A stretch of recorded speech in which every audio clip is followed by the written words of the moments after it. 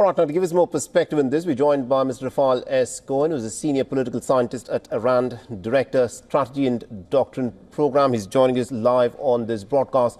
Mr. Cohen, Donald Trump is to take charge of the White House in a few days from now. Under Joe Biden, the American strategy had been to back the Ukrainian war effort in its defense.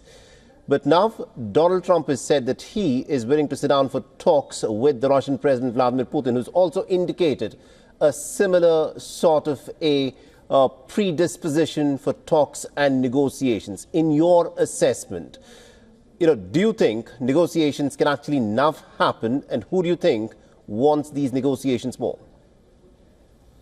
Well, first off, thank you so much for having me on.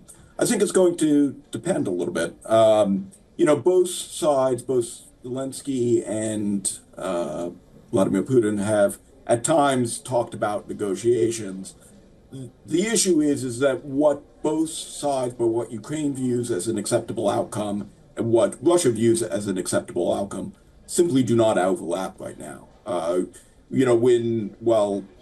Putin has said that he's open to negotiations without preconditions, when you push him on what he views as an acceptable outcome of the campaign, it involves the seizure of significant swaths of Ukrainian territory, up to 20% of the territory, of Ukraine's territory. It involves Ukraine basically disarming or being subservient to Moscow and not joining the NATO alliance. By contrast, if you talk to Ukrainians, what Ukraine views as an acceptable outcome is the restoration of Ukrainian territory, security guarantees, some sort of justice for Russian. And so there's not a whole lot of overlap there, too.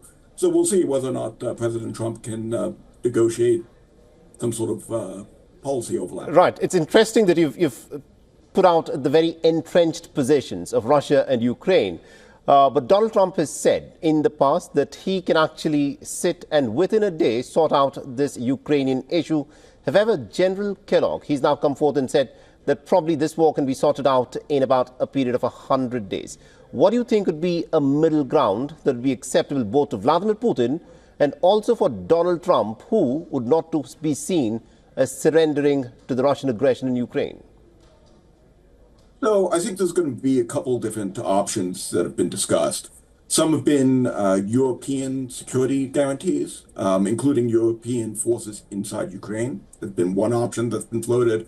Another option has been that Ukraine doesn't join NATO, but joins the European Union.